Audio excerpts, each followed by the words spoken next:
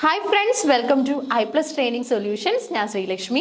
ഇന്നത്തെ ക്ലാസ്സിൽ നമ്മൾ ഡിസ്കസ് ചെയ്യാനായിട്ട് പോകുന്നത് ഇത്തവണ കണ്ടക്ട് ചെയ്ത നമ്മുടെ നെറ്റ് ഇംഗ്ലീഷിന്റെ ക്വസ്റ്റ്യൻ പേപ്പർ അനാലിസിസ് ആണ്. ഓക്കെ, അപ്പോൾ ഇതിന്റെ 2 പാർട്സ് നമ്മൾ ഓൾറെഡി ചെയ്തു. അതിന്റെ ഭാഗമായിട്ടുള്ള 3rd പാർട്ടാണ് ഇപ്പോൾ നമ്മൾ ചെയ്യാനായിട്ട് പോകുന്നത്. ഓക്കെ, അപ്പോൾ റിമൈനിങ് ക്വസ്റ്റ്യൻസ് ഒക്കെ നമ്മൾ ഈ ഒരു ക്ലാസ്സിലായിരിക്കും ഡീൽ ചെയ്യാനായിട്ട് പോകുന്നത്.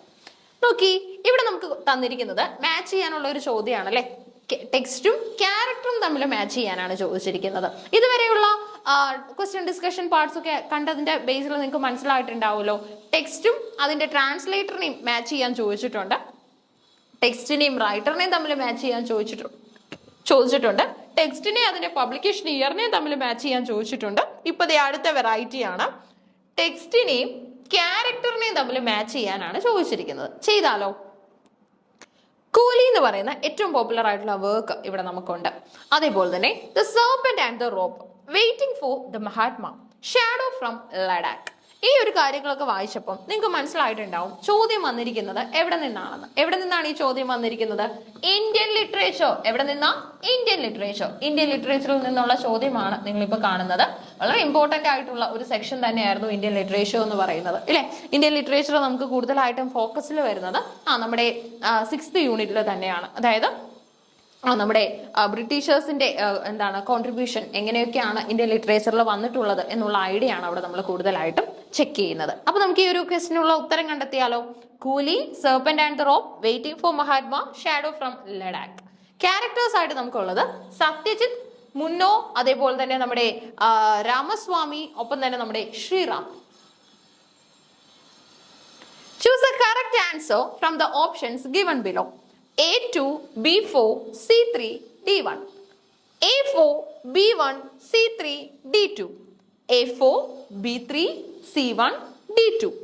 A2, B3, C4, D1. ഇത്രയും ഓപ്ഷൻസ് ആണ് നമുക്കിവിടെ ഉള്ളത്. അപ്പൊ ഇതിൽ നിന്നും കൃത്യമായിട്ട് നമുക്ക് ശരി ഉത്തരം കണ്ടെത്തണം. ഓക്കെ, ശരി ഉത്തരമായിട്ട് നമുക്ക് കിട്ടുന്നത് 4ാമത്തെ ഓപ്ഷൻ ആണ്. 4ാമത്തെ ഓപ്ഷൻ. പിന്നെ അടുത്ത റെസ്പോൺസിബിലിറ്റി എന്ന് പറയുന്നത് ഇതിനെ തമ്മിൽ നമുക്കൊന്ന് മാച്ച് ചെയ്യണം എന്നുള്ളതാണ്. അപ്പൊ ഇവിടെ പറഞ്ഞിരിക്കുന്നത് A2 ആണ് അല്ലെ. കൂലി, മുന്നോ എന്ന് പറയുന്ന ക്യാരക്ടർ, അതേപോലെ തന്നെ നമ്മുടെ B3 വരുന്നുണ്ട് അല്ലെ, അതായത് സർപ്പന്റ് ആൻഡ് ദ റോപ്പില് രാമസ്വാമി, ഒപ്പം തന്നെ നമുക്ക് C4 വരുന്നുണ്ട്. C4 എന്ന് പറയുമ്പോൾ waiting for the Mahatma, Sriram. അതേപോലെ തന്നെ നമ്മുടെ D1 വരുന്നത് എങ്ങനെയാ? Shadow from Ladakh, Satyajit. ഇങ്ങനെയാണ് നമുക്ക് കൃത്യമായിട്ട് മാച്ച് ചെയ്യാനായിട്ട് സാധിക്കുന്നത്. എല്ലാ ക്യാരക്ടേഴ്സും ഒന്നും നമ്മുടെ മെയിൻ ക്യാരക്ടേഴ്സ് ആകണം എന്നില്ല. മൈനർ ക്യാരക്ടേഴ്സിൽ നിന്ന് പോലും ചോദ്യങ്ങൾ വരാറുണ്ട്. ഫോർ എക്സാമ്പിൾ അതിനുള്ള ഒരു ഉദാഹരണം പറയുകയാണെങ്കിൽ ഇപ്പൊ നമ്മുടെ പോപ്പുലർ റൈറ്റർ ആണ് ഷേക്സ്പിയർ. ഷേക്സ്പിയറിന്റെ ഏറ്റവും പ്രധാനപ്പെട്ട നാടകം നിങ്ങൾക്കറിയാം, ഹാംലെറ്റ്. ലോങ്സ്റ്റ് പ്ലേ എന്നൊക്കെയുള്ള വിശേഷണമുള്ള വർക്കാണ് ഹാംലെറ്റ്. ഈ ഷേക്സ്പിയറിന്റെ ഹാംലെറ്റിന്റെ ഒരു അഡാപ്റ്റേഷൻ ആണ് റോസൻക്രാൻസ് ആൻഡ്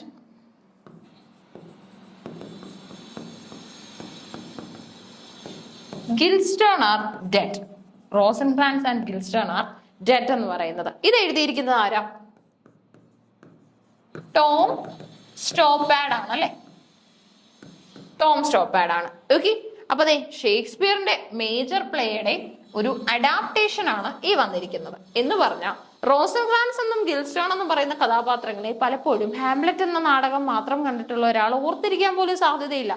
കാരണം മൈനർ ക്യാരക്ടർ ആയിട്ടാണ് പ്രസന്റ് ചെയ്തിരിക്കുന്നത്. നമ്മുടെ ഷേക്സ്പിയറിന്റെ ഫേമസ് ആയിട്ടുള്ള ഹാംലെറ്റിന്റെ കളിക്കൂട്ടുകാർ അല്ലെങ്കിൽ ചൈൽഡ്ഹുഡ് ഫ്രണ്ട്സ് മാത്രമാണ്, ചൈൽഡ്ഹുഡ് ഫ്രണ്ട്സ് എന്ന വിശേഷണം മാത്രമാണ് ശരിക്കും നമ്മുടെ റോസൻക്രാൻസിനും ഗിൽസ്റ്റേണിനും ഉള്ളത്. പക്ഷെ ഇവിടെ നമുക്ക് മനസ്സിലാക്കാനായിട്ട് സാധിക്കുന്നത് ഈ റോസൻക്രാൻസിനെയും ഗിൽസ്റ്റേണിനെയും മേജർ ക്യാരക്ടേഴ്സ് ആയിട്ട് എടുത്തുകൊണ്ട് അവർ മാത്രമാണ് ഈ നാടകത്തിലെ പ്രധാന കഥാപാത്രങ്ങൾ എന്നുള്ള വിശേഷണം നൽകിക്കൊണ്ട് നമ്മുടെ ടോം സ്റ്റോപ്പാഡ് പ്രസന്റ് ചെയ്തിരിക്കുന്നതാണ്. ഓക്കെ, ആ ഒരു പോയിന്റ് ഓഫ് വ്യൂ നമുക്ക് ഇവിടെ കാണാൻ സാധിക്കും. സോ അങ്ങനെ ആൻസർ ചെയ്ത് കഴിഞ്ഞാൽ നമുക്ക് A2, B3, C4, D1 ആണ് ആൻസർ വരുന്നത്. So major and minor characters ഓപ്ഷനിൽ വരാൻ പോസിബിലിറ്റി ഉണ്ട്. അതിന് ഉള്ള ഒരു തയ്യാറെടുപ്പ് നമ്മുടെ ഭാഗത്തു നിന്ന് ഉണ്ടാവണം. ഒരു വർക്ക് പഠിച്ചു കഴിഞ്ഞാൽ ഉറപ്പായിട്ടും അതിനകത്തിലെ മേജർ ആൻഡ് മൈനർ ക്യാരക്ടേഴ്സിനെ മനസ്സിലാക്കുക. പലപ്പോഴും നമ്മുടെ ക്ലാസ്സുകളിൽ നമ്മൾ ഒരു വർക്ക് എന്ന് പറയുമ്പോൾ തന്നെ ആ വർക്കിന്റെ ഒരു കുഞ്ഞു സമ്മറി ഇവിടെ തരാറുണ്ട്. റീസൺ എന്ന് പറഞ്ഞാൽ അതിനകത്തിലെ മേജർ മൈനർ ക്യാരക്ടേഴ്സിനെ നിങ്ങളൊന്ന് ഓർത്തിരിക്കാൻ വേണ്ടിയാണ്. എല്ലാ പ്ലേസിലെ എല്ലാ കഥാപാത്രങ്ങളെയും നമുക്ക് ബൈഹേർട്ട് ചെയ്യാനൊന്നും സാധിക്കില്ല. എന്നാലും നമ്മൾ അതൊന്ന് കേട്ടിട്ടുണ്ടെങ്കിൽ, എവിടെയെങ്കിലുമൊക്കെ ഒന്ന് എഴുതി വെച്ചിട്ടുണ്ടെങ്കിൽ നമ്മുടെ ഹാൻഡ് ആൻഡ് ബ്രെയിൻ കോർഡിനേഷൻ ഒക്കെ നമുക്ക് ശരിക്കും യൂസ് വരുമോ. സോ അങ്ങനെയൊക്കെ ചെയ്ത് കഴിഞ്ഞാൽ നമ്മളൊന്ന് നമ്മുടെ കൈപ്പടയിലൊക്കെ ഒന്ന് എഴുതി പഠിച്ചിട്ടൊക്കെ ഉണ്ടെങ്കിൽ ചോദ്യപേപ്പറിൽ നമുക്ക് ഈ ഒരു ക്വസ്റ്റ്യൻ CBT-യിലാണെങ്കിൽ നമ്മൾ ആ ഒരു ഡെസ്ക്ടോപ്പിൽ ആ ഒരു ചോദ്യം കാണുന്ന സമയത്ത് നമുക്ക് ഒരു കണക്ഷൻ ഒക്കെ ഫീൽ ചെയ്യും. Okay, Who among the following was not a leading figure of new criticism? Ransom, Alan Tate, I.A. Richards, Clend Brooks. Answer വരുന്നത് I.A. Richards ആണ്. ഓക്കെ, റിച്ചാർഡ്സ് ആണ് ശരി ഉത്തരമായിട്ട് വരുന്നത്. അപ്പൊ ഇവിടെ എനിക്ക് പറയാനായിട്ടുള്ളത് തിയറീസിന് ഒരു ഫോക്കസ് കൊടുക്കുക, തിയറിക്ക് നല്ല പ്രാധാന്യം കൊടുക്കുക, എല്ലാ തിയറീസും പഠിച്ചിട്ട് തന്നെ പോകാനായിട്ട് ശ്രമിക്കുക.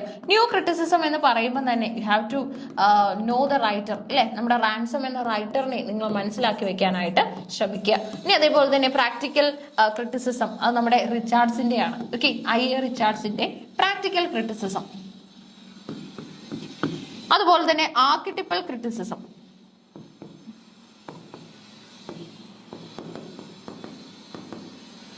ആരുടെയാണ് ആർക്കിടിപ്പൽ ക്രിറ്റിസിസം? അത് നമ്മുടെ നോർത്തപ്പ് ഫയർ എന്ന റൈറ്ററിന്റെയാണ്. അപ്പൊ ഇങ്ങനെ നമ്മൾ ഒരു ക്വസ്റ്റ്യൻ കിട്ടിക്കഴിഞ്ഞാൽ അതിൽ നിന്നും പല ചോദ്യങ്ങൾ, ഇപ്പൊ നമ്മളോട് ചോദിച്ചത് ന്യൂ ക്രിറ്റിസിസത്തിന്റെ ഭാഗമല്ലാത്തത് ആരാണ് എന്നുള്ളതായിരുന്നു. അപ്പൊ അതേപോലെ തന്നെ ഒരു ചോദ്യം കിട്ടിക്കഴിഞ്ഞാൽ ഒരു തിയറി, ന്യൂ ക്രിറ്റിസിസം എന്ന് കേട്ടപ്പോൾ തന്നെ നിങ്ങൾക്ക് മനസ്സിലായിട്ടുണ്ടാവുമല്ലോ, തിയറിയാണ്. ഏത് യൂണിറ്റിൽ നിന്നുള്ള ചോദ്യമാണ്? യൂണിറ്റ് 9 അല്ലെ, 9ാമത്തെ യൂണിറ്റിൽ നിന്നുള്ള ചോദ്യമായിരുന്നു. അപ്പൊ അങ്ങനെയാണെങ്കിൽ 9ാമത്തെ യൂണിറ്റിൽ നിന്നും ഇനി എന്ത് ചോദിക്കാം എന്ന് നിങ്ങൾ കരുതി വേണം പോകാനായിട്ട്. എന്ത് ചോദ്യമായിരിക്കും ഇനി നമുക്ക് 9ാമത്തെ യൂണിറ്റിൽ നിന്നും വരാൻ പോസിബിലിറ്റി ഉള്ളത് എന്ന് മനസ്സിലാക്കുക. എന്നാൽ മാത്രമേ നമുക്ക് കൃത്യമായിട്ട് നമ്മുടെ ഒരു എക്സാമിന്റെ ഒരു ടാർഗറ്റ് സ്കോറിലേക്ക് എത്താനായിട്ട് സാധിക്കൂ. നമുക്കറിയാം നമ്മുടെ ഓപ്പണൻസിന്റെ ഒരു സ്കോറിനെ കൂടെ ബേസ് ചെയ്ത് മാത്രം നമുക്ക് ക്രാക്ക് ചെയ്യാൻ പറ്റുന്ന ഒന്നാണ് ശരിക്കും പറഞ്ഞാൽ UGC നെറ്റ് എന്ന് പറയുന്നത് അല്ലെ. നെറ്റ് ആയാലും JRF ആയാലും ഒക്കെ തന്നെ നമ്മുടെ ഓപ്പണൻസ് അല്ലെങ്കിൽ നമ്മുടെ എതിരാളികൾ എത്ര, അല്ലെങ്കിൽ നമ്മുടെ കൂടെ പരീക്ഷ എഴുതുന്നവര് എത്ര മാർക്ക് വാങ്ങിക്കുന്നോ ആ ഒരു പെർസെൻറ്റേജിനെയൊക്കെ ബേസ് ചെയ്തായിരിക്കും നമ്മുടെയും സ്കോർ വരുന്നത്. എന്നാലും നമുക്ക് ഓരോ വർഷത്തെയും കണക്ക് വെച്ചിട്ട് നമുക്ക് ഇത്രയാണ് വാങ്ങേണ്ടത് എന്നൊക്കെ നമുക്കൊരു അസംഷൻ വെക്കാനൊക്കെ സാധിക്കും. ഓക്കെ, സോ കൃത്യമായിട്ട് പഠിച്ചിട്ട് പോവുക, നെറ്റ് വേണം എന്നുള്ള ലക്ഷ്യത്തിൽ തന്നെ പഠിക്കുക കേട്ടോ. ശരി, അടുത്തത് നമുക്ക് 69ാമത്തെ ചോദ്യം നോക്കാം. ഇതാ ഒരു നമ്മുടെ ക്വസ്റ്റ്യൻ സീരീസിൽ 69ാമതായിട്ട് അപ്പിയർ ചെയ്തതാണ്. ഓക്കെ, ഒരുപക്ഷെ നിങ്ങളുടെ ക്വസ്റ്റ്യൻ പേപ്പറിൽ ക്വസ്റ്റ്യൻ നമ്പർ ഓർഡർ ഇതാവില്ല. സോ എന്നാലും നമുക്ക് ക്വസ്റ്റ്യൻസ് സെയിം ക്വസ്റ്റ്യൻ തന്നെയാണ് വന്നിരിക്കുന്നത്, അതിന്റെ ബേസിൽ ഇത് മനസ്സിലാക്കാൻ പറ്റും. മാച്ച് ലിസ്റ്റ് 1 വിത്ത് ലിസ്റ്റ് 2 എന്ത് വേണ്ടി ക്വസ്റ്റ്യൻസ് ഈ മാച്ചപ്പിൽ തന്നെ വന്നിട്ടുള്ള അല്ലെ. പലപ്പോഴും ഞാൻ ക്ലാസ്സിൽ പറയുന്ന ഒരു കാര്യമാണ്, ഈ മാച്ചപ്പ് ക്വസ്റ്റ്യൻസ് എന്ന് പറഞ്ഞു കഴിഞ്ഞാൽ അതൊരു ശരിക്കും പറഞ്ഞ ഒരു ടാസ്ക് നിങ്ങൾക്ക് തരികയാണ്. ഓക്കെ, അതായത് ടു ഹിസ് കോയിൻ മിസ്ട്രസ് ആരെ എഴുതി എന്ന് ചോദിച്ചു കഴിഞ്ഞാൽ നമുക്ക് അതിന് ഓപ്ഷൻ ഈ 4 ഓപ്ഷനും തന്നിട്ടുണ്ടെങ്കിൽ ശരി ഉത്തരം നമുക്ക് ടിക്ക് ചെയ്ത് പോകാൻ പറ്റും. ഇവിടെ ആ ഒരു ചോദ്യം അല്ല നമ്മളോട് ചോദിച്ചിരിക്കുന്നത്, 4 ചോദ്യം ആൻസർ ചെയ്തെങ്കിൽ മാത്രമേ ഈ 2 മാർക്ക് ഇവിടെ നമുക്ക് കിട്ടത്തുള്ളൂ. To his coy mistress, the scholar gypsy, still I rise, if, ഇത്രയും ചോദ്യങ്ങൾ തന്നിട്ടാണ് നമ്മളോട് ചോദിച്ചിരിക്കുന്നത്. ഇതാരെഴുതി അല്ലെ എന്നുള്ള ഒരു രീതിയിലുള്ള ചോദ്യം നമുക്ക് വന്നിരിക്കുന്നത്. സോ അതുകൊണ്ട് ഇത് നമുക്ക് കൂടുതലായിട്ടും ടൈം ഉപയോഗിക്കേണ്ടി വരുന്ന ചോദ്യമാണ്. കാരണം ഒരുപാട് സമയം ഇതിന് പോകും. എന്തായാലും നമുക്ക് 2 എണ്ണം അറിയാമെങ്കിലും 3ാമത്തത് കൂടെ ആലോചിച്ചെടുത്താലേ 4ാമത്തതും കൂടെ നമുക്ക് മാച്ച് ചെയ്ത് അസ്യൂം ചെയ്ത് മാച്ച് ചെയ്ത് ആൻസർ ആക്കാൻ പറ്റത്തുള്ളൂ. സോ ഒരു ചോദ്യം ചെയ്യേണ്ട സമയത്തിന് നമുക്ക് ആക്ച്വലി ഒരു ചോദ്യം ചെയ്യാനായിട്ട് എത്ര സമയം എടുക്കുന്നോ അതിന്റെ ട്വൈസ് ടൈം ആയിരിക്കും നമ്മൾ ഇതിന് യൂസ് ചെയ്യുന്നത്. ഇങ്ങനെയുള്ള മാച്ചപ്പ് ചോദ്യങ്ങളുടെ നമ്പർ കൂടുകയാണ് ചെയ്യുന്നത്. ഓരോ വർഷം കഴിയുമ്പോഴും മാച്ചപ്പ് ക്വസ്റ്റ്യന്റെ നമ്പർ കൂടിയാണ് ക്വസ്റ്റ്യൻ പേപ്പറിൽ കാണുന്നത്. അതുകൊണ്ട് തയ്യാറെടുത്ത് പോകണം. ഓക്കെ, ഓരോ ഇത് കണ്ടു കഴിഞ്ഞാലും നമുക്ക് കൃത്യമായിട്ട്, അല്ലെങ്കിൽ ഓരോ ക്വസ്റ്റ്യന് ശേഷവും കൃത്യമായിട്ട് ഏറ്റവും കുറഞ്ഞ സമയത്തിനുള്ളിൽ നമുക്ക് അത് ആൻസർ ചെയ്യാൻ പറ്റുന്ന ഒരു രീതിയിലോട്ട് മാറണം കേട്ടോ. ശരി, ടു ഹിസ് കോയ് മിസ്ട്രസ് ഒരു പോമാണ്, scholar gypsy, still I rise, if. Poets ആയിട്ട് തന്നിരിക്കുന്നത് Rudyard Kipling, Andrew Marvell, Matthew Arnold, Maya Angelou. നമുക്കൊന്ന് ആൻസർ ചെയ്താലോ? ഇവിടുത്തെ ആൻസർ പ്രകാരം നമുക്ക് മാർവലിൻ്റെതാണ് to his coy mistress. Scholar ജിപ്സിയോ? സ്കോളർ ജിപ്സി ആരുടെ വർക്കാ? അർണോൾഡിന്റെ ആണോ? സ്റ്റിൽ ഐ റൈസ് ആരുടെ വർക്കാണ്? Still I rise Maya Angelou. If പിന്നെ ഡൗട്ട് ഒന്നും കാണില്ല, റെഡിയാർഡ് കിപ്ലിംഗ് ഇല്ലേ? നമ്മുടെ സ്കൂൾ കുട്ടികൾക്ക് വരെ പഠിക്കാനായിട്ടുള്ള ഒരു വർക്കാണ് ഇഫ് എന്ന് പറയുന്നത്. ഇഫ് എന്ന് പറയുന്ന വർക്ക് എഴുതിയിരിക്കുന്നത് റെഡിയാർഡ് കിപ്ലിംഗ് ആണ്, റെഡിയാർഡ് കിപ്ലിംഗ്. അപ്പൊ ഇത്രയും ക്വസ്റ്റ്യൻസ് അല്ലെങ്കിൽ ഈ ഒരു പോംസ് എല്ലാം കറക്റ്റ് ആയിട്ട് മാച്ച് ചെയ്ത് കഴിഞ്ഞാൽ നിങ്ങൾക്ക് ആൻസർ കിട്ടും. ഇനി അതേപോലെ തന്നെ എപ്പോഴും മനസ്സിലാക്കിക്കോളാം, ജിപ്സി കൾച്ചറും ജിപ്സിയുടെ ട്രാവലിങ്ങും ഒക്കെ ബേസ് ചെയ്ത് നമ്മുടെ മാത്യു അർണോൾഡ് ഒരുപാട് വർക്ക് എഴുതിയിട്ടുണ്ട്. അതുകൊണ്ട് തന്നെ ജിപ്സി എന്നൊക്കെ വരുമ്പം നിങ്ങൾക്ക് ഒട്ടും ആൻസർ അറിയത്തില്ലെങ്കിൽ അത് അർണോൾഡ് ആവാനുള്ള ഒരു പോസിബിലിറ്റി ഉണ്ടെന്നുകൂടെ ഒന്ന് മനസ്സിലിട്ടേക്കുക കേട്ടോ. അപ്പൊ ഓപ്ഷൻസിൽ A2 B3 C4 D1 ഉണ്ടായിരുന്നു, A1 B2 C4 D3 ഉണ്ടായിരുന്നു, A3 B2 C4 D1 ഉണ്ടായിരുന്നു, A4 B3 C1 D2 ഉണ്ടായിരുന്നു. ഇത്രയായിരുന്നു നമുക്ക് ഓപ്ഷൻസിൽ നമുക്ക് ഉണ്ടായിരുന്ന എന്താണ് ഓപ്ഷൻസ്, ദാറ്റ് മീൻസ് ആ ഒരു പോസിബിലിറ്റീസ് എന്ന് പറയുന്നത്. പിന്നെ നമുക്ക് നെക്സ്റ്റ് വൺ നോക്കിയാലോ? ഓക്കെ, 70ാമത്തെ ചോദ്യമാണ്.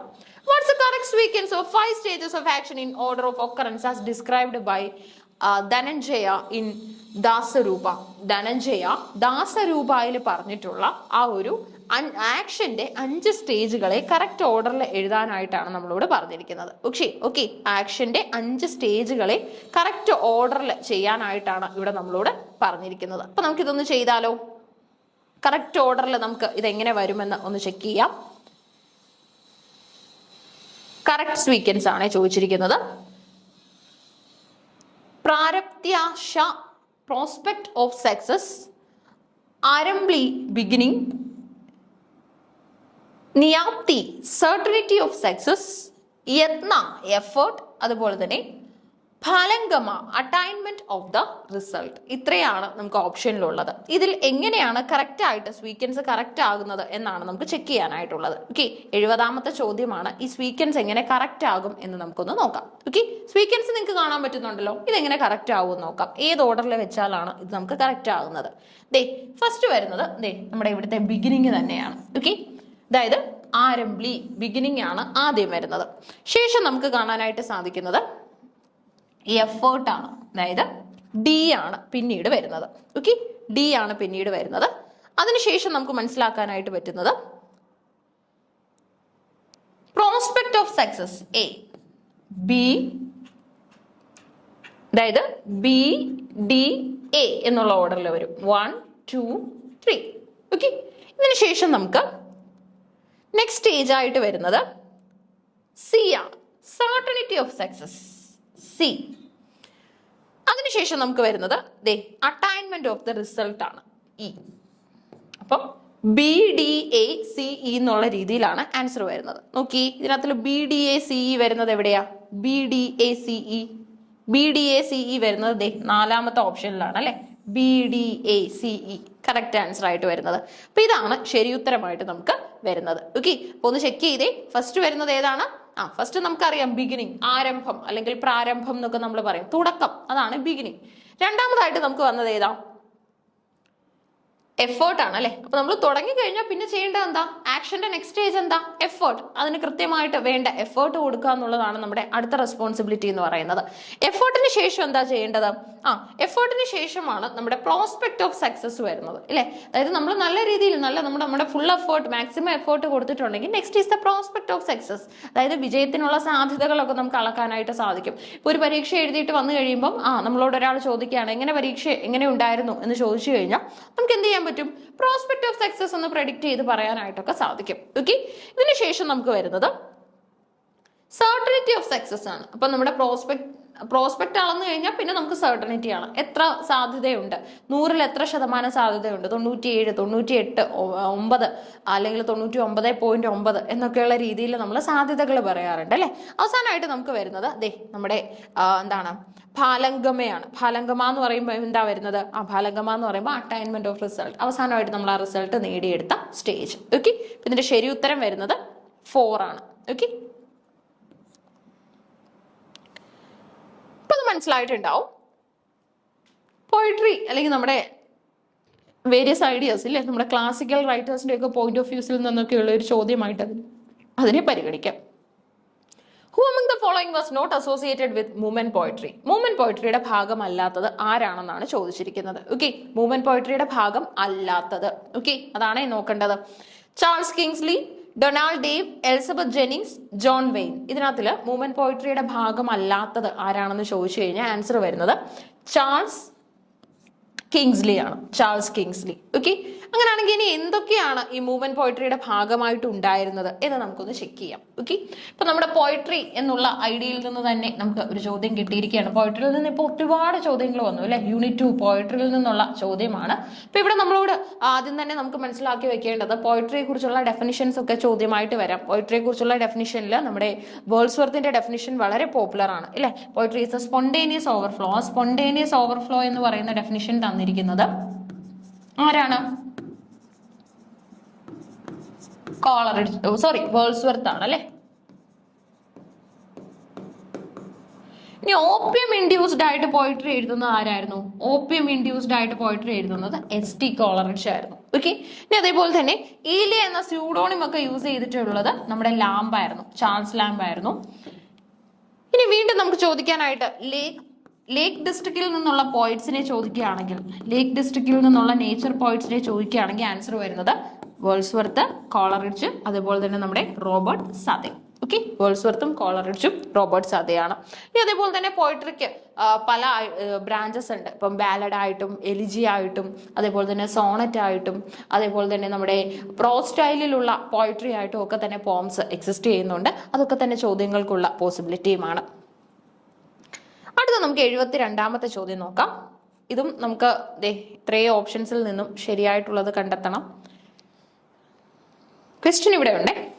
Which of the following writers pioneered the Australian Aboriginal movement? അപ്പൊ നമ്മുടെ ഓസ്ട്രേലിയൻ അബ്ഒറിജിനൽ മൂവ്മെന്റുമായിട്ട് ബേസ് ചെയ്തിട്ടുള്ളത് അല്ലെങ്കിൽ അതിന്റെ പയനിയർ ആരാണെന്ന് കണ്ടെത്തണം. ഓക്കെ, ഡേവിഡ് മാലോഫ്, കെവിൻ ഗിൽബർട്ട്, അതേപോലെ തന്നെ നമ്മുടെ ഓർജറോ കൊനക്കൽ, അതേപോലെ തന്നെ ജാക്ക് ഡേവിസ്, ജൂഡിത്ത് റൈറ്റ്. ഇത്രയും ഓപ്ഷൻസ് നമുക്ക് ഇവിടെ അവൈലബിൾ ആണ്. ഇതിൽ ആരാണ് ഈ ഒരു നമ്മുടെ പോപ്പുലർ ആയിട്ടുള്ള അബോറിജിനൽ പോയിട്രിയുമായിട്ട് ഓസ്ട്രേലിയൻ അബോറിജിനൽ മൂവ്മെന്റുമായിട്ട് ബേസ് ചെയ്തിട്ടുള്ളത്, അതിന്റെ പോയിനിയർ ആരാണെന്നാണ് കണ്ടെത്തേണ്ടത്. ഓക്കെ, അതായത് ഒന്നിൽ കൂടുതൽ ആൾക്കാർ വരാൻ പോസിബിലിറ്റി ഉണ്ട്. അതുകൊണ്ടാണ് നമുക്ക് 3 ഓപ്ഷൻസ് ഒക്കെ വെച്ചിട്ട് ഇവിടെ തന്നിട്ടുള്ളത്. അതായത് ABE, BCD, EDA, ABD എന്നുള്ള രീതിയിൽ ഓപ്ഷൻസ് ഇവിടെ തന്നിട്ടുള്ളത്. അപ്പൊ ആരൊക്കെ ആവാം, ഒരാളല്ലെന്ന് നമുക്ക് ക്ലിയർ ആയി, ആരൊക്കെയാണ് എന്നാണ് കണ്ടെത്തേണ്ടത്. ഓക്കെ, അപ്പൊ ഇവിടെ ആൻസർ വരുന്നത് ABE ആണ്.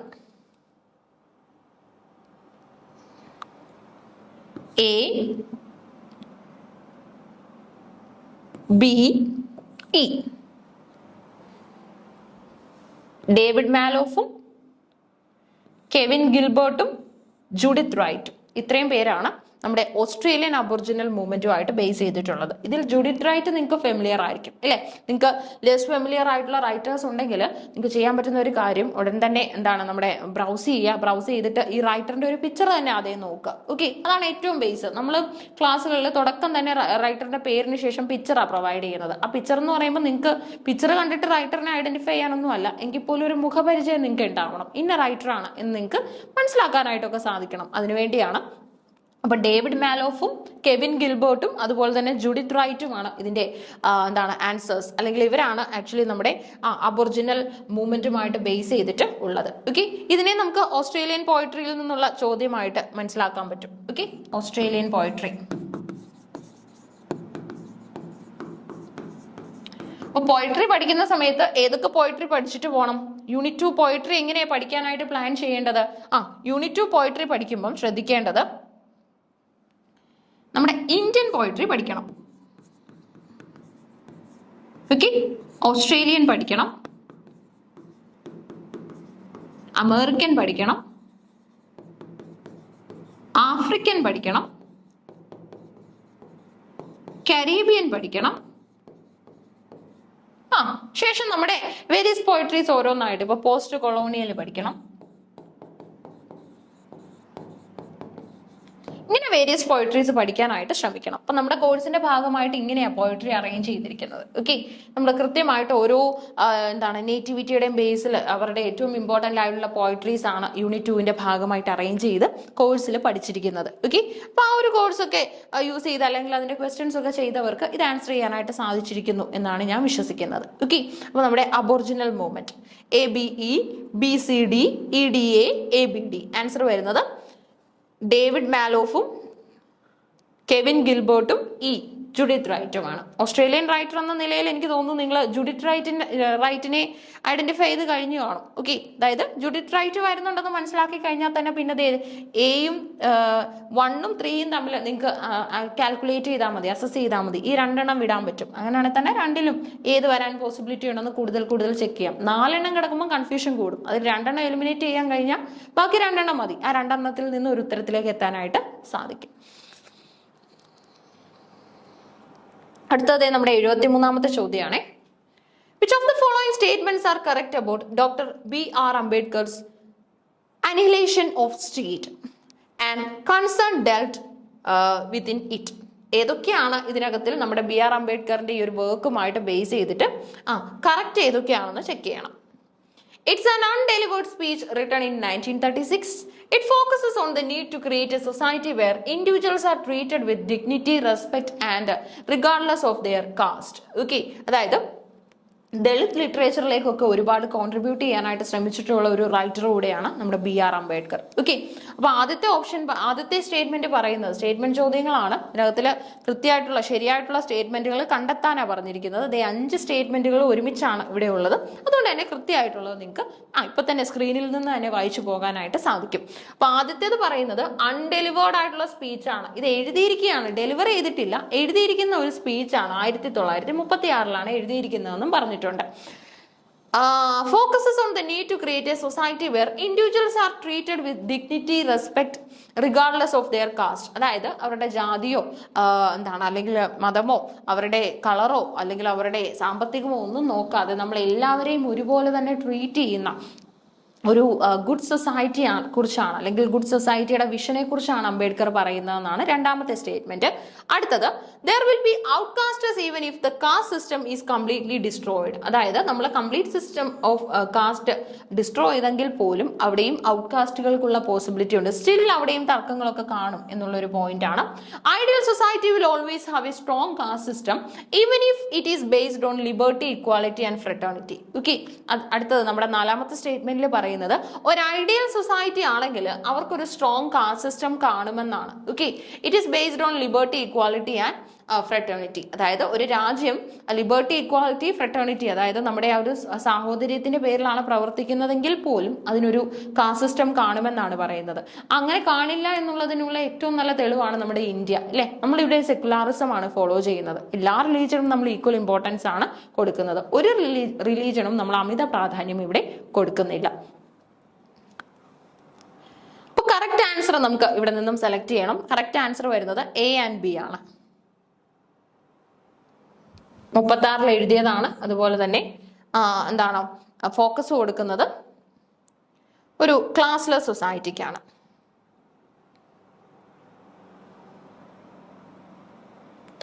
A and B only, B and E ഉള്ളിയുണ്ട്, E and D ഉള്ളിയുണ്ട്, C and A ഉള്ളിയുണ്ട്. കറക്റ്റ് ആൻസർ വരുന്നത് A and B ഉള്ളി.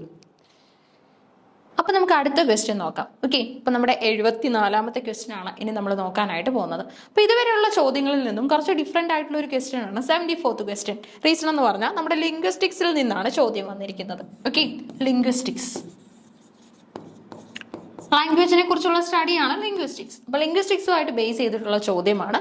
ചോദ്യം വരുന്നത് which of the following popular Indian words have been incorporated in Oxford dictionary in the recent past?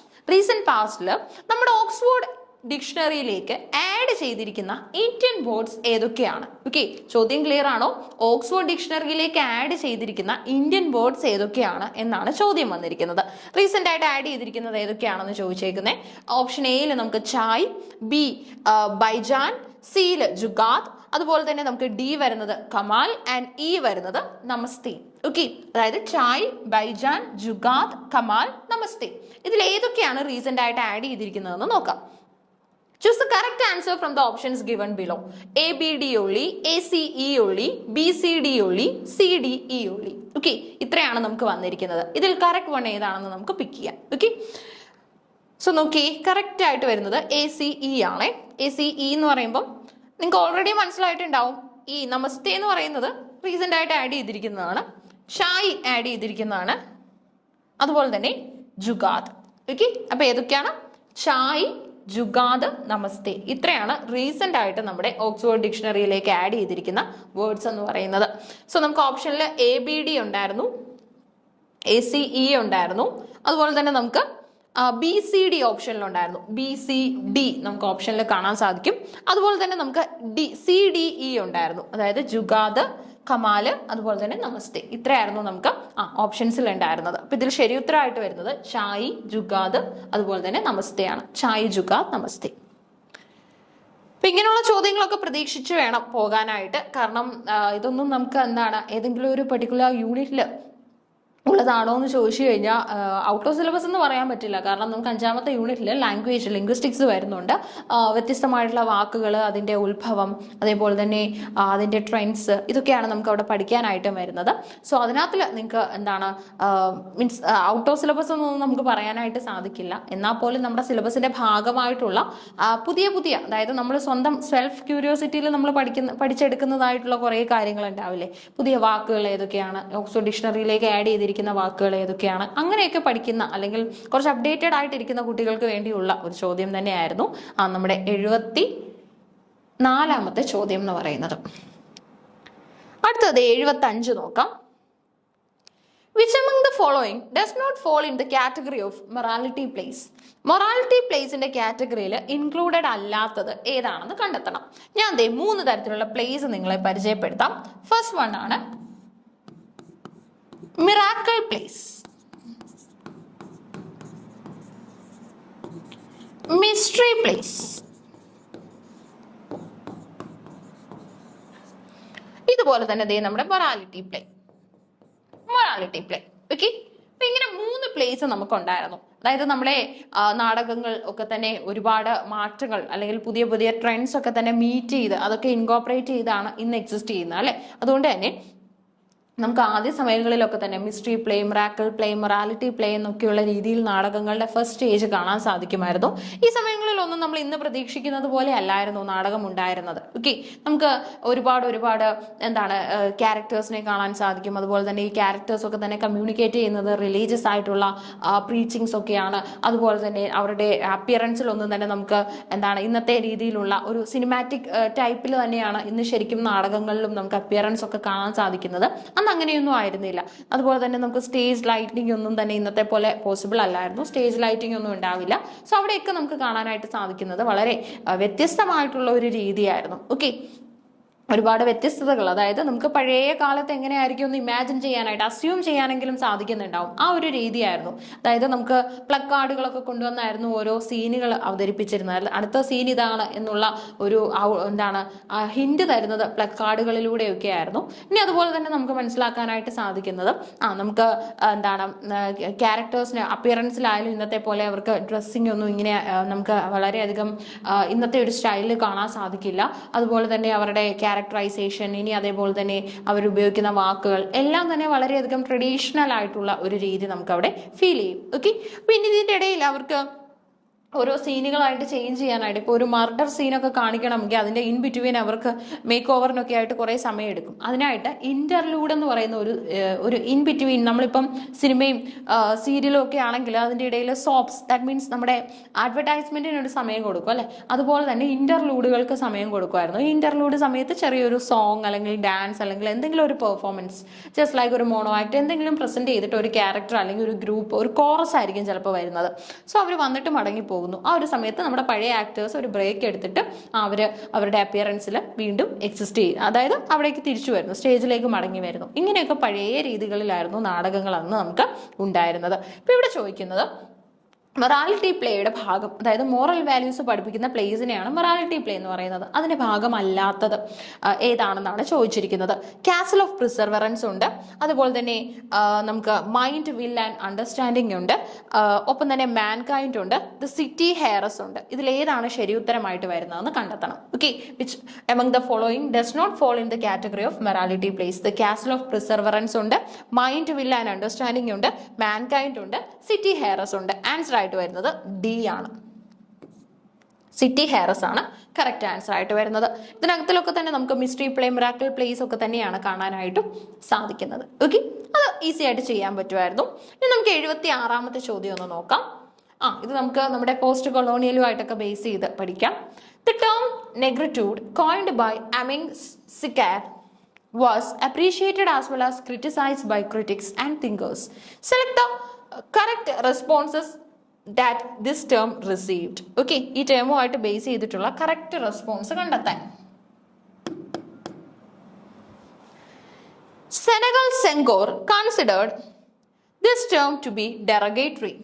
Leon Damas did not participate in the negritude movement. Creole writers attacked this term for its monolithic look. Nobel laureate Wolsoinga considered negritude as an unhealthy fetishism of the native states. Frantz Fanon was extremely critical of the term negritude and never used it.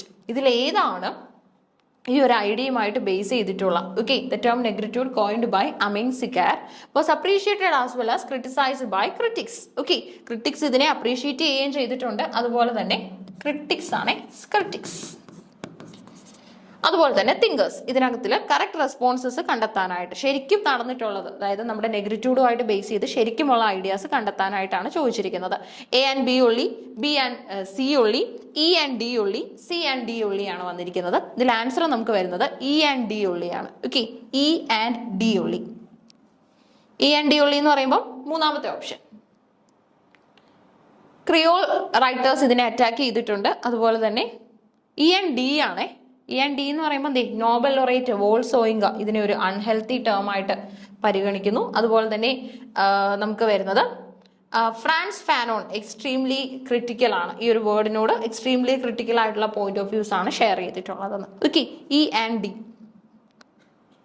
അപ്പോൾ ഇത് രണ്ടുമാണ്, Nobel laureate വോൾസോയിങ്കയുടേതും അതുപോലെ തന്നെ Frantz Fanon extremely critical of the term negritude and never used it. അപ്പം ഒരു negative term ആയിട്ടാണ് നെഗ്രിറ്റ്യൂഡിനെ കൺസിഡർ ചെയ്യുന്നത് by most of the writers and they try to avoid it from their works and from their writings and from their sayings. അവർ ആ വാക്കുകൾ ഉപയോഗിക്കാതെയാണ്, അല്ലെങ്കിൽ ആ അവരുടെ വർക്ക്സിൽ ഒന്നും തന്നെ അത്തരം വാക്കുകൾ കൊണ്ടുവരാതിരിക്കാനായിട്ട് മാക്സിമം ശ്രമിച്ചിട്ടുണ്ട്. 77 ഒന്ന് നോക്കിയാലോ.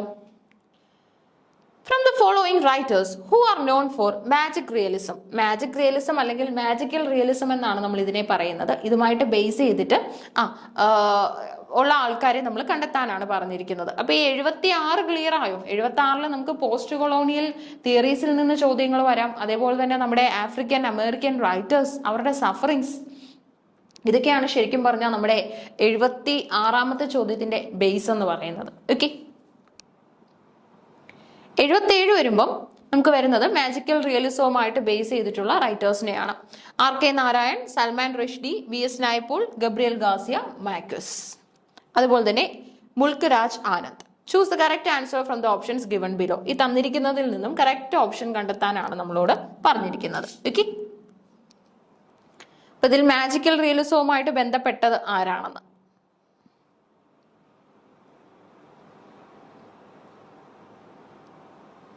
ഒന്ന് നമ്മുടെ റഷ്ദി ആണ്, മറ്റൊന്ന് ഗബ്രിയൽ ഗാർസിയ മാർക്വസ് ആണ്. റഷ്ദിയെ സംബന്ധിച്ചിടത്തോളം മിഡ് നൈറ്റ് ചിൽഡ്രൻ,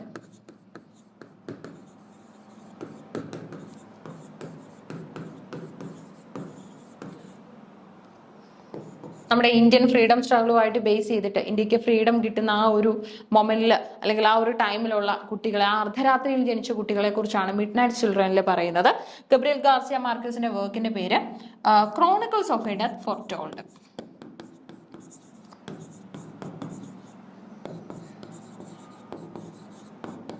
അതായത് സംഭവിക്കാൻ പോകുന്ന ഒരു കൊലപാതകം മുൻവിധിയാൽ പറയുന്നതൊക്കെയാണ് ഇവിടെ നമ്മൾ കാണുന്നത്. നമ്മുടെ ക്യാരക്ടറിന്റെ പേര് വരുന്നത് സാന്റിയാഗോ നാസർ എന്നാണ്. സാന്റിയാഗോ നാസർ എന്ന ക്യാരക്ടറും ഇവിടെ അപ്പിയർ ചെയ്യുന്നുണ്ട്. അപ്പോൾ വളരെ ഇമ്പോർട്ടന്റ് ആയിട്ടുള്ള ഒരു വർക്കാണ് ഗബ്രിയൽ ഗാർസിയ മാർക്യൂസിന്റെ ക്രോണിക്കിൾസ് ഓഫ് എ ഡെത്ത് ഫോർടോൾഡും അതേപോലെ തന്നെ നമ്മുടെ പോപ്പുലർ റൈറ്ററായ സൽമാൻ റഷ്ദിയുടെ മിഡ് നൈറ്റ് ചിൽഡ്രനും. അപ്പോൾ ഇതേപോലെ തന്നെ ഈ രണ്ട് കോൺട്രിബ്യൂഷൻസ് മാത്രമല്ല ഇവരുടേതായിട്ടുള്ളത്, വ്യത്യസ്തമായിട്ടുള്ള കോൺട്രിബ്യൂഷൻസ് കാണാൻ സാധിക്കും. ഇമ്പോർട്ടന്റ് എന്ന് തോന്നുന്ന റൈറ്റേഴ്സിന്റെ കൂടുതൽ കോൺട്രിബ്യൂഷൻസ് കണ്ടെത്തി പഠിക്കാനും ശ്രമിക്കുക. ഓക്കെ, ഒരു 2-3 മണിക്കൂറൊക്കെ ഇൻവെസ്റ്റ് ചെയ്യാമെങ്കിൽ ഈ കാര്യങ്ങളൊക്കെ സുഖമായിട്ട് നിങ്ങൾക്ക് ചെയ്യാനായിട്ടും സാധിക്കും.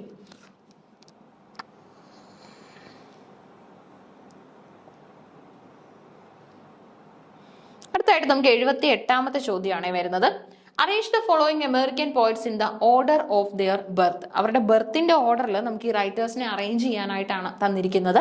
എമിലി ഡിക്കിൻസൺ ഉണ്ട്, റാൽഫ് വാൽഡോ എമേഴ്സൺ, നമ്മുടെ അമേരിക്കൻ ട്രാൻസെൻഡലിസ്റ്റ് ആയ റാൽഫ് വാൽഡോ എമേഴ്സൺ, അതുപോലെ തന്നെ Robert Frost, Henry David Thoreau, അതേപോലെ തന്നെ നമ്മുടെ വോൾട്ട് വിറ്റ്മാൻ. ഓക്കെ, ഇത്രയും റൈറ്റേഴ്സ് ആണ് ഇവിടെ ഉള്ളത്. ഇവരുടെ ബർത്തിന്റെ ഓർഡറിൽ നമ്മൾ അറേഞ്ച് ചെയ്യാനായിട്ട് പോവാണ്.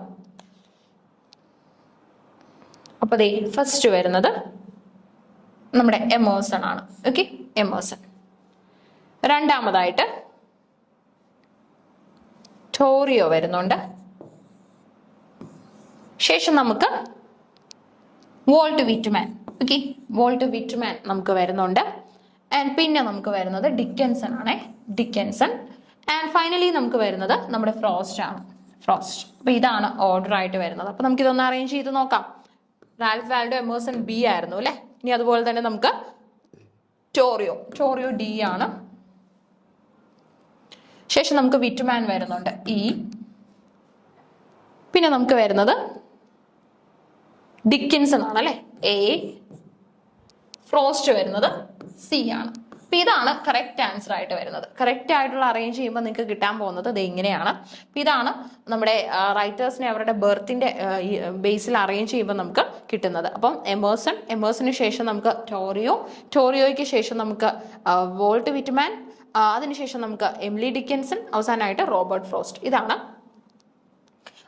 അമേരിക്കൻ പോയറ്റ്സിനെ അവരുടെ in the order of their ബർത്തിൽ അറേഞ്ച് ചെയ്യുമ്പോൾ നമുക്ക് കിട്ടുന്നത്. ഓക്കെ, അപ്പൊ ഇവരിൽ നിന്നൊക്കെ അടുത്ത തവണ ഒരു പക്ഷേ നമുക്ക് ഇവരുടെ വർക്ക്സ് ചോദിക്കാം കേട്ടോ. അതായത് ഇവരുടെ ഏറ്റവും പോപ്പുലർ ആയിട്ടുള്ള വർക്ക് ഏതാണ്, അല്ലെങ്കിൽ ഈ റൈറ്റേഴ്സിനെ ഇപ്പൊ നമുക്ക് അവരുടെ ബർത്തിന്റെ ബേസിൽ അറേഞ്ച് ചെയ്യാനാണ് തന്നിരിക്കുന്നത്. അടുത്ത വട്ടം ഇവരുടെ വർക്ക് തന്നിട്ട് ഇത് എഴുതിയിരിക്കുന്നത് ആരാണ്, അല്ലെങ്കിൽ ഇവരുടെ ഡെഡിക്കേഷൻസ് എന്തെങ്കിലും ഉണ്ടെങ്കിൽ അതായത് വേറെ റൈറ്റേഴ്സ് ഇവർക്ക് വേണ്ടി ഡെഡിക്കേറ്റ് ചെയ്യുകയോ ഇവർ വേറെ റൈറ്റേഴ്സിന് വേണ്ടി ഡെഡിക്കേറ്റ് ചെയ്യുകയോ ചെയ്തിട്ടുണ്ടെങ്കിൽ അത് കണ്ടെത്തി പഠിക്കാനായിട്ട് ശ്രമിക്കുക. നമുക്കത് ഈസി ആയിട്ട് കിട്ടും. അതായത് ഡെഡിക്കേഷൻസ് ബൈ എമിലി ഡിക്കിൻസൺ എന്നും ഡെഡിക്കേഷൻസ് ടു എമിലി ഡിക്കിൻസൺ എന്നും ഒക്കെ ടൈപ്പ് ചെയ്ത് കഴിഞ്ഞാൽ വിത്ത് ലിസ്റ്റ് നമുക്കത് കിട്ടും. അപ്പൊ അത് ഒട്ടും തന്നെ കോംപ്ലക്സ് ആയിട്ടുള്ള ഒരു കാര്യമല്ല. നിങ്ങൾ ചെയ്തു കഴിഞ്ഞാൽ നിങ്ങൾക്ക് ഈസി ആയിട്ട് ആൻസർ കിട്ടും കേട്ടോ. ഓപ്ഷൻസിൽ നമുക്ക് BDEAC, CBAED, AEBDC ഉണ്ടായിരുന്നു, DCBAE ഉണ്ടായിരുന്നു. കണ്ടോ, എല്ലാം കൺഫ്യൂസ്ഡ് ആണ്. കാരണം BB അവിടെ എല്ലാം വരുന്നുണ്ട്. അതുപോലെ തന്നെ നമ്മുടെ ഓർഡർ ചേഞ്ച് ചെയ്തൊക്കെ തന്നിട്ടുണ്ട്. അപ്പൊ അത് റിവേഴ്സ് ഓർഡറിലും വന്നിട്ടുണ്ട്. അപ്പൊ അതൊക്കെ കൊണ്ട് കൃത്യമായിട്ട് നോക്കിയിട്ട് പോകണം. എന്നാൽ മാത്രമേ നമുക്ക് ഇതൊക്കെ ആൻസർ ചെയ്യാനായിട്ട് സാധിക്കത്തുള്ളൂ. ഓക്കെ, അപ്പൊ ഇത് ഒരു ഡയറക്റ്റ് ക്വസ്റ്റ്യൻ ആണ്. ഈ ഡയറക്റ്റ് ക്വസ്റ്റ്യൻ നമുക്കൊന്ന് നോക്കാം. Who among the following was not associated with the Yale school? Yale സ്കൂളുമായിട്ട് അസോസിയേറ്റ് ചെയ്യാത്തത് ആരാണെന്നാണ് ചോദിച്ചിരിക്കുന്നത്. ഓക്കെ, അങ്ങനെയാണെങ്കിൽ ബാക്കിയുള്ളവരെല്ലാം യേൽ സ്കൂളിന്റെ ഭാഗമാണ്, ഒരാൾ മാത്രം അതിന്റെ ഭാഗമല്ല. നോട്ട് എന്നാണ് ചോദിച്ചിരിക്കുന്നത്. ഹറോൾഡ് ബ്ലൂം, ടെറി ഈഗിൾട്ടൺ, അതുപോലെ തന്നെ നമ്മുടെ പോൾ ഡി മാൻ, ജാക്വിസ് ഡെറീഡ. ഇതിലേതാണ് കറക്റ്റ് ആയിട്ട് വരുന്നത്? ഹറോൾഡ് ബ്ലൂം ഉണ്ട്, ടെറി ഈഗിൾട്ടൺ ഉണ്ട്, അതുപോലെ തന്നെ നമ്മുടെ പോൾ ഡി മാൻ ഉണ്ട്, ജാക്വിസ് ഡെറീഡ ഉണ്ട്. ഇതിൽ ശരിയായിട്ടുള്ള ഉത്തരം നമ്മൾ കണ്ടെത്തണം. ഓക്കെ, അപ്പൊ ഇതിൽ ആരാണ് യേൽ സ്കൂളിന്റെ ഭാഗം അല്ലാത്തത്? ആൻസർ വരുന്നത് നിങ്ങൾ കണ്ട് ടെറി ഈഗിൾട്ടൺ ആണെന്ന് നോട്ട് ചെയ്ത് വെച്ചോളുക. പലരും ഉണ്ടാവും കുറച്ച് ക്വസ്റ്റ്യൻസ് ഒക്കെ പ്രാക്ടീസ് ചെയ്തിട്ട് അന്നത്തെ പരീക്ഷ ക്വസ്റ്റ്യൻ പേപ്പറിലുള്ള ചോദ്യങ്ങൾ ഇനിയും ചെയ്യാൻ പെൻഡിങ് ആയിട്ടൊക്കെ എക്സിസ്റ്റ് ചെയ്യുന്നവർ, അങ്ങനെയുള്ളവർ ആൻസേഴ്സ് നോട്ട് ചെയ്ത് വെച്ചോളാം. ഇനി കുറച്ച് ആൾക്കാർ ക്വസ്റ്റ്യൻ പേപ്പർ എടുത്തിട്ട് എല്ലാ ആൻസേഴ്സും കറക്റ്റ് ആൻസേഴ്സ് ടിക്ക് ചെയ്ത് വെച്ചിട്ടുണ്ടാവും. അങ്ങനെയുള്ളവർ ആ ക്വസ്റ്റ്യൻ പേപ്പർ തന്നെ നമ്മുടെ ഈ ക്വസ്റ്റ്യൻ ഡിസ്കഷൻ വീഡിയോ ചെയ്യുമ്പോഴും യൂസ് ചെയ്യുക. എന്നിട്ട് അതിന്റെ സൈഡിലേക്ക് നമ്മൾ പറയുന്ന അഡീഷണൽ പോയിന്റുകൾ ആഡ് ചെയ്യാനായിട്ട് ശ്രമിക്കുക. ഈ അഡീഷണൽ പോയിന്റ് ആണ് അടുത്ത വർഷത്തെ ചോദ്യമെന്ന് ഓർക്കണം. ഇതല്ല അടുത്ത വർഷത്തെ ചോദ്യം. ഇതിന് ചോദിക്കാൻ പോസിബിലിറ്റി കുറവാണ്. ഒന്നാമത് ക്യാൻസൽ ചെയ്ത ഒരു എക്സാം കൂടെ ഓക്കെയാണ്. സോ അത്രത്തോളം വിജിലന്റ് ആയിട്ടായിരിക്കും അടുത്ത പരീക്ഷ നമ്മുടെ മുന്നിലേക്ക് വരുന്നത്. നിങ്ങൾക്ക് ചെയ്യാൻ പറ്റുന്ന എന്താണെന്ന് വെച്ച് കഴിഞ്ഞാൽ ഈ ചോദ്യ പേപ്പറിനെ ഒരു മാതൃകയാക്കിക്കൊണ്ട് ഇതിൽ നിന്ന് കിട്ടാവുന്ന, അതായത് ഒരു ചോദ്യത്തിൽ നിന്ന് ഒരു 5 ചോദ്യം നിങ്ങൾ പുതിയത് ഉണ്ടാക്കുകയാണെങ്കിൽ യു ആർ ബ്രില്യൻറ്റ്, അല്ലെങ്കിൽ you did a very great big job എന്നേ നമുക്ക് പറയാൻ സാധിക്കും. കാരണം എന്ത് സിമ്പിൾ ക്വസ്റ്റ്യനും ആയിക്കോട്ടെ, ഇപ്പം ഇഗ്ൽട്ടൺ എന്ന് കണ്ടപ്പം അല്ലെങ്കിൽ ഇത്രയും റൈറ്റേഴ്സിനെ കണ്ടപ്പോൾ ഇവരുടെ ഇയർ ഓഫ് ബർത്തോ അല്ലെങ്കിൽ മരിച്ച ഇയറോ ഒക്കെ ഒന്ന് കണ്ടെത്തുക. അതേപോലെ തന്നെ ഇവരുടെ ഏറ്റവും ഇമ്പോർട്ടൻറ്റ് കോൺട്രിബ്യൂഷൻസ് ഏതൊക്കെയാണെന്ന് കണ്ടെത്തുക. യെയിൽ സ്കൂളിനെ കുറിച്ച് നോക്കുക. ഇങ്ങനെയൊക്കെയാണ് ശരിക്കും പറഞ്ഞാൽ നമ്മൾ വളരെയധികം വ്യത്യസ്തമായിട്ട് പഠിക്കുന്നത്. ഇങ്ങനെ ഇത്രയും സ്കോപ്പുകൾ അല്ലെങ്കിൽ ഇത്രയും എന്താണ് ഹോൾസ് എല്ലാം ക്ലോസ് ചെയ്ത് പഠിച്ചു കഴിഞ്ഞാൽ ഓഫ് കോഴ്സ് നിങ്ങൾക്ക് നെറ്റ് കിട്ടും. നെറ്റല്ല JRF തന്നെ നിങ്ങൾക്ക് എയിം ചെയ്യാനായിട്ട് സാധിക്കും. കാരണം ഇതിന് പുറത്ത് നമുക്ക് പഠിക്കാൻ സാധിക്കില്ല. ഒരു ചോദ്യം കിട്ടിക്കഴിഞ്ഞാൽ അതിൽ നിന്നും ചോദിക്കാവുന്ന എല്ലാ ക്വസ്റ്റ്യനും നമ്മൾ നോക്കിക്കഴിഞ്ഞാൽ പിന്നെ നമുക്ക് അതിനെ ഭയക്കേണ്ട ആവശ്യമില്ല. എന്ത് ചോദ്യം എങ്ങനെ തിരിച്ചും മറിച്ചും ചോദിച്ചാലും നമുക്ക് ആൻസർ ചെയ്യാനായിട്ട് പറ്റും. Okay,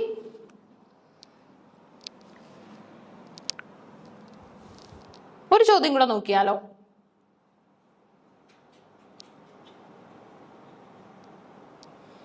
What's the correct chronological sequence of the following Indian writers in the order of their birth? അവരുടെ ബർത്തിന്റെ ഓർഡറിൽ നമ്മൾ ഈ ഒരു റൈറ്റേഴ്സിന്റെ എന്താണ് ക്രോണോളജിക്കൽ സീക്വൻസ് ചെക്ക് ചെയ്യാനായിട്ട് പോവാണ്. മനോഹർ മൽഗോങ്കർ, മുൽക്രാജ് ആനന്ദ്, ടൊറു ഡത്ത്, ഖുഷ്വന്ത് സിംഗ്, അതേപോലെ തന്നെ മൈക്കൽ മധുസൂദൻ ദത്ത്. ഇത്രയും റൈറ്റേഴ്സിനെ ഇവിടെ തന്നിട്ടുണ്ട്. അവരുടെ ഈ ഓർഡർ ഓഫ് ദെയർ ബർത്തിന്റെ ബേസിൽ അറേഞ്ച് ചെയ്യാനാണ് ചോദിച്ചിരിക്കുന്നത്. ഇതിനു മുൻപ് അമേരിക്കൻ റൈറ്റേഴ്സിന്റെ തന്നിട്ടുണ്ടായിരുന്നു, ഇപ്പോൾ ഇന്ത്യൻ റൈറ്റേഴ്സിന്റെയും തന്നിട്ടുണ്ട്. സോ ഇതൊക്കെ കാണുമ്പോഴാണ് കുട്ടികൾ കമന്റ് ചെയ്യുന്നത് ഇനിയും ഇയർ ഓഫ് ബർത്തും ഇയർ ഓഫ് ഡെത്തും കൂടെ ബൈഹേർട്ട് ചെയ്യേണ്ട ആവശ്യം വരുമോ എന്നൊക്കെ ചോദിക്കാറുണ്ട്. ഇയർ ഓഫ് ബർത്തും ഇയർ ഓഫ് ഡെത്തും ഒന്നും ബൈഹേർട്ട് ചെയ്തില്ലെങ്കിലും നിങ്ങൾക്ക് നെറ്റ് ആൻഡ് JRF ഒക്കെ ക്രാക്ക് ചെയ്യാൻ പറ്റും. കാരണം നിസ്സാര ചോദ്യങ്ങൾ അല്ലെങ്കിൽ വളരെ ചുരുങ്ങിയ ചോദ്യങ്ങൾ മാത്രമേ ഇത്തരത്തിൽ ഉണ്ടാവുള്ളൂ. ഇതൊക്കെ തന്നെ കോംപ്ലക്സിറ്റിയുടെ ഡീപ്പ് ലെവലിൽ വേണം നമ്മൾ പരിഗണിക്കാനായിട്ട്. കാരണം ഡയറക്റ്റ് ക്വസ്റ്റ്യൻ ആണെന്ന് ചോദിച്ചാൽ ആണ് ഇല്ലേ. കാരണം ആ ഒരു ഇന്ത്യൻ റൈറ്റേഴ്സിന്റെ ഇയർ ഓഫ് ബർത്ത് മാത്രമേ ചോദിച്ചിട്ടുള്ളൂ. ഒട്ടും തന്നെ റൗണ്ട് അബൌട്ട് ആയിട്ടൊന്നും അല്ല ചോദിച്ചിരിക്കുന്നത്, സ്ട്രെയിറ്റ് ആയിട്ട് ചോദിച്ചിരിക്കുകയാണ്. ഓക്കെ, ഇനി മറ്റൊരു കോംപ്ലക്സിറ്റി എന്ന് പറയുന്നത് പല കുട്ടികളും ഇതിന്റെ എന്താണ് ഇയർ ഒന്നും പഠിക്കില്ല, അതായത് ബർത്ത് ഇയർ ഒന്നും അങ്ങനെ ചെക്ക് ചെയ്ത് പോകാനുള്ള പോസിബിലിറ്റി ഇല്ല. അങ്ങനെയുള്ള കേസസിലാണ് ഇങ്ങനെയുള്ള ബുദ്ധിമുട്ടുകൾ നമ്മൾ ഫേസ് ചെയ്യുന്നത്. അപ്പൊ അതിനൊരു പരിഹാരം എന്ന് പറയുന്നത് ഏജ് വൈസ് ലിറ്ററേച്ചർ ഒക്കെ ഒന്ന് പഠിച്ചു വെക്കാം. അങ്ങനെയാണെങ്കിൽ ഇപ്പം ഇതിപ്പോൾ ഇന്ത്യൻ റൈറ്റേഴ്സിന്റെ കേസ് ആയതുകൊണ്ട് നമുക്ക് ഇതിന്റെ ഇയർ പഠിക്കുക എന്നുള്ള ഒരു പോസിബിലിറ്റിയേ ഉള്ളൂ. ബ്രിട്ടീഷ് റൈറ്റേഴ്സിന്റെ ഒക്കെ ചോദിക്കുകയാണെങ്കിൽ ഏജ് വൈസ് ലിറ്ററേച്ചർ ഒന്ന് പഠിച്ചു വെക്കാം. അങ്ങനെയാണെങ്കിൽ ഒരു പരിധി വരെ അത് സഹായിക്കും. ഓക്കെ, 100% അല്ല, ഒരു പരിധി വരെ. മനോഹർ മൽഗോങ്കർ, മുൽക്രാജ് ആനന്ദ്, ടൊറു ഡത്ത്, ഖുഷ്വന്ത് സിംഗ്, അതുപോലെ തന്നെ നമ്മുടെ Michael Madhusudan Dutt. Choose a correct answer from the options given below. BCEDA, ACDEB, ECBAD, DBCEA. Okay, നോക്കി, BCEDA, ACDEB, ECBAD, അതുപോലെ തന്നെ DBCEA. ഇത്രയാണ് നമുക്കിവിടെ തന്നിരിക്കുന്നത്. ഓക്കെ,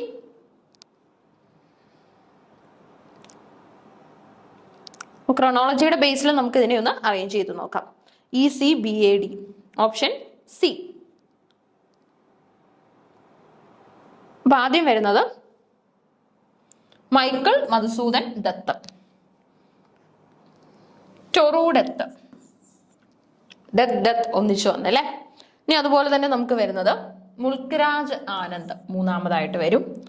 അതിനുശേഷം നാലാമതായിട്ട് നമുക്ക് മനോഹർ മൽഗോങ്കർ എന്ന റൈറ്റർ വരുന്നുണ്ട്. അതുപോലെ തന്നെ നമുക്ക് ഫൈനലി വരുന്നത് ഖുഷ്വന്ത് സിംഗ് ആണ്. ഇങ്ങനെ അറേഞ്ച് ചെയ്ത് കഴിഞ്ഞാൽ based on their year of birth നമുക്ക് അറേഞ്ച് ചെയ്യാനായിട്ട് പറ്റും. അപ്പൊ ആൻസർ എങ്ങനെ വരും? ECBAD.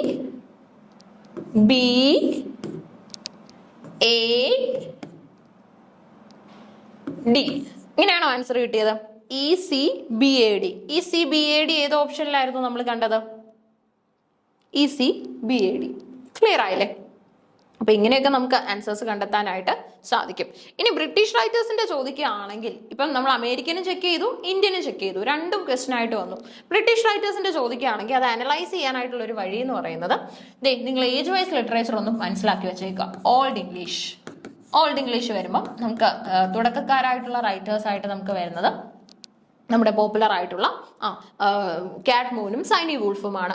ശേഷം നമുക്ക് മിഡിൽ ഇംഗ്ലീഷ് നോക്കാം. നമ്മുടെ കോഴ്സിൽ ഇത് കൃത്യമായിട്ട് നമ്മുടെ ഏജ് വൈസ് ലിറ്ററേച്ചർ പറഞ്ഞു പോകുന്നുണ്ട്. Before starting the units. Middle ഇംഗ്ലീഷിൽ വരുമ്പോൾ നമുക്ക് ജെഫ്രി ചോസർ, അതുപോലെ തന്നെ നമ്മുടെ ജോൺ ഗവർ, വൈക്ലിഫ്, ലാംഗ്ലൻഡ്, വില്യം ലാംഗ്ലൻഡ്, അതായത് പിയേഴ്സ് ദ പ്ലോമാൻ എഴുതിയ റൈറ്റർ ഒക്കെ വരുന്നുണ്ട്. ഇതിനുശേഷം നമുക്ക് റെനൈസൻസ് പീരീഡാണ് വരുന്നത്.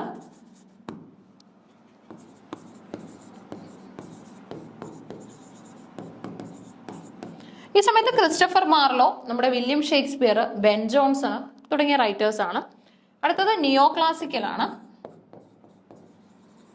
ന്യൂ ക്ലാസിക്കൽ വരുമ്പോൾ പോപ്പും ഡ്രൈഡനും ഒക്കെ വരുന്നുണ്ട്. ഇപ്പം ഷേക്സ്പിയറും ഡ്രൈഡനും ഒക്കെ ഉണ്ടെങ്കിൽ ആദ്യം നിങ്ങൾക്ക് ഷേക്സ്പിയറിനെ അറേഞ്ച് ചെയ്യാം, പിന്നെ ഡ്രൈഡനെ കൊടുക്കാം. അതിനുവേണ്ടിയാണ് ഈ ഏജ് വൈസ് ഒന്ന് പഠിച്ചു വെക്കുന്നത്. ഇതിന് പുറമെ ഒരുപാട് ഉപകാരങ്ങളുണ്ട് നിങ്ങൾ ഏജ് വൈസ് പഠിക്കുന്നതിലൂടെ. കാരണം സോഷ്യോ പൊളിറ്റിക്കൽ ബാക്ക്ഗ്രൗണ്ട് ഒക്കെ നമ്മൾ ഈ ഒരു ഏജ് വൈസ് പഠിക്കുമ്പോൾ തന്നെ പഠിച്ചു പോകും. അങ്ങനെ 5 ഏജുകൾ കഴിഞ്ഞു. ശേഷം നമുക്ക് വരുന്നത് നമ്മുടെ വിക്ടോറിയൻ ആണ്. എഡ്വേർഡിയൻ.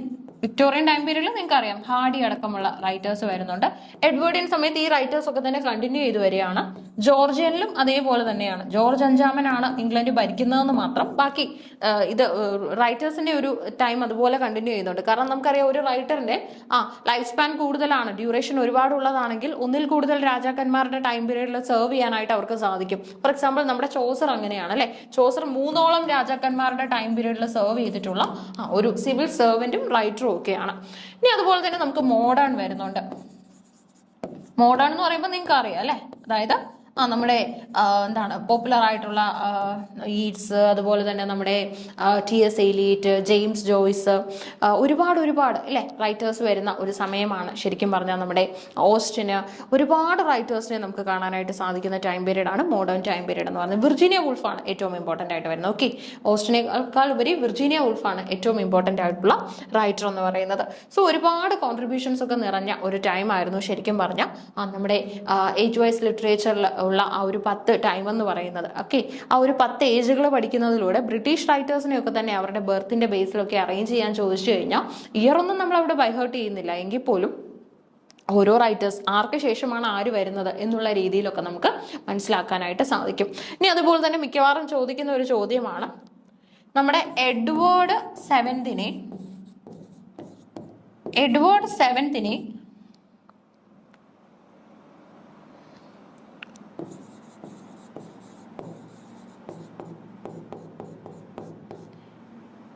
സക്സീഡ് ചെയ്ത കിങ് ആരാണെന്ന്. എഡ്വേർഡ് സെവൻത്തിനെ സക്സീഡ് ചെയ്തത് ആരാണെന്ന് ചോദിച്ചാൽ ജോർജ് 5th ആണ് കേട്ടോ. ജോർജ് 5-ാമനാണ് എഡ്വേർഡ് 7-ാമനെ സക്സീഡ് ചെയ്തത് എന്ന് പറഞ്ഞാൽ എഡ്വേർഡ് 7-ാമന് ശേഷം ഇംഗ്ലണ്ട് ഭരിക്കുന്നത് ജോർജ് 5-ാമനാണ്. അങ്ങനെയാണെങ്കിൽ സക്സീഡ് ചെയ്തത് ചോദിക്കുന്നത് കൊണ്ട് തന്നെ ഒരു പക്ഷേ അടുത്ത വർഷം പ്രിസീഡ് ചെയ്യുന്നത് ചോദിക്കാനും പോസിബിലിറ്റി ഉണ്ട്. ഇത് പ്രീവിയസ് ഇയർ ക്വസ്റ്റൻ ആണ്. എഡ്വേർഡ് 7ത്തിനെ സക്സീഡ് ചെയ്തത് ആരാണെന്ന് ചോദിച്ചാൽ ജോർജ് 5-ാമനാണ്.